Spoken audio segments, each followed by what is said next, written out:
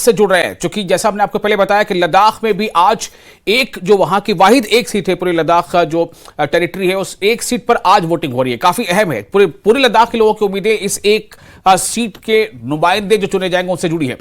बोरूप, हमें बताया किस तरह का आप अब नजारा देख पा रहे हैं? क्या वोटिंग का अमल तो जाहिर है शुरू हो चुका है? कितनी कतारें मौजूद हैं लोगों की वोटिंग बूथ पर, और आप इस वक्त कौन से बूथ पर हैं? जी जी विशाल, इस वक्त मैं अलची जो स्कूल से बोल रहा हूँ। यहाँ पर पोलिंग बूथ जो ले से लगभग 65 किलोमीटर की दूरी पे है, तो यहाँ पर वोटिंग ऑलरेडी शुरू हो चुके हैं। तो हम कुछ लोगों से बात भी कराएंगे जो अभी अभी वोट दे के आ चुका है। तो सबसे पहले जानेंगे, जी आपका नाम? तो वोट दे के आया, क्या बोलेंगे आप? वोट दे कर आया। अच्छा, कैसा लगा? आप यूटी बनने के बाद फर्स्ट टाइम वोट दे रहे हैं आप लोग? हाँ। अब जरा अपना निशान दिखाएंगे, वोट दिया। हाँ, तो ये जी आपका उम्र कितना है? 71 थे पुंसो चुकी है, अभी वोट दे के आया, इनका 71 उम्र है। तो अभी हम फर्स्ट टाइम वोटर से भी बात करेंगे। जी आपका नाम? सोना मंगल। तो आप यूटी बनने के बाद हमारा लोकसभा का पहला इलेक्शन हो रहा है, इस वक्त आप भी वोट दे के आ चुके हैं, क्या बोलेंगे आप? बहुत अच्छा लग रहा है। फर्स्ट टाइम था, थोड़ा वो भी हो रहा था। तो आप भी एक डेमोक्रेसी का हिस्सा बन रहे, तो हमारे चीफ इलेक्टोरल ऑफिसर ने बताया कि यंग वोटर के लिए सरप्राइज गिफ्ट रखा है, तो कुछ इन्फॉर्मेशन मिला इसके बारे में आपको? नहीं मिला जी विशाल, तो ये है कि यंग वोटर जो फर्स्ट टाइम वोट दे के आया, और ये इस वक्त हम अलची गांव से बोल रहे हैं। अलची एक टूरिस्ट स्पॉट है, बहुत अच्छा, बहुत ही आकर्षक विलेज है, लगभग ले से 65 किलोमीटर की दूरी पर है। जैसा मैंने पहले भी बातचीत पे कहा है कि काफ़ी खूबसूरत नज़ारा तो है ही लद्दाख का, और ख़ासतौर से जो लोग लद्दाख नहीं गए हैं या लद्दाख से बाहर दूसरी जगह पे जो लोग रहते हैं, उनके लिए एक कहीं ना कहीं ड्रीम रहता है वहाँ जाना। तो इस खूबसूरत जगह पर आज जो है लद्दाख के लोगों की उम्मीदों को पंख लगाने के लिए आज ये जमहूरियत का जश्न, यानी जो लोकतंत्र का एक पर्व माना जाता है, आज वो मौका है जब लोग वोट कर रहे हैं। मैं एक बार फिर आपसे जानना चाहूंगा बोरूप कि किस तरह की कैंपेनिंग हुई है लद्दाख में, कैंपेनिंग किस तरह से हुई है, और लेह का जो हिस्सा है और लद्दाख, तो इसमें किस तरह की कैंपेनिंग कुल मिलाकर हुई है? क्योंकि एक सीट है, एक सीट के लिए तीन उम्मीदवार मैदान में हैं, और तो कैंपेनिंग किस तरह की हुई, किस तरह का पार्टिसिपेशन आपने लोगों में देखा था, और आज चुनाव की अब बारी है। जी बोरूप।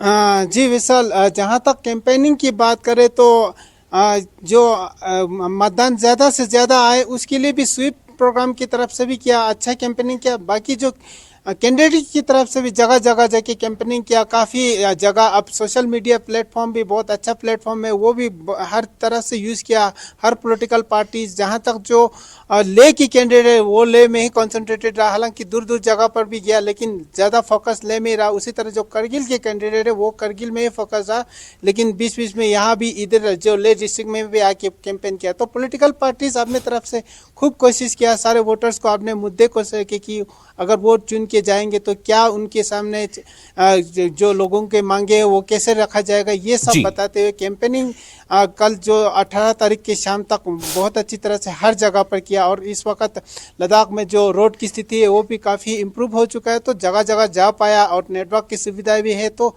इस वजह से भी काफ़ी जगह पर लोगों से जुड़ने के लिए उनको एक सुविधा मिला। जी विशाल। बिल्कुल बोरूप, आप क्या उम्मीद कर रहे हैं आज की जो वोटिंग है, आज जो वोटिंग परसेंटेज आएगा, क्या पिछले वोटिंग परसेंटेजेस के अलग आज की वोटिंग एक नया रिकॉर्ड बना पाएगी?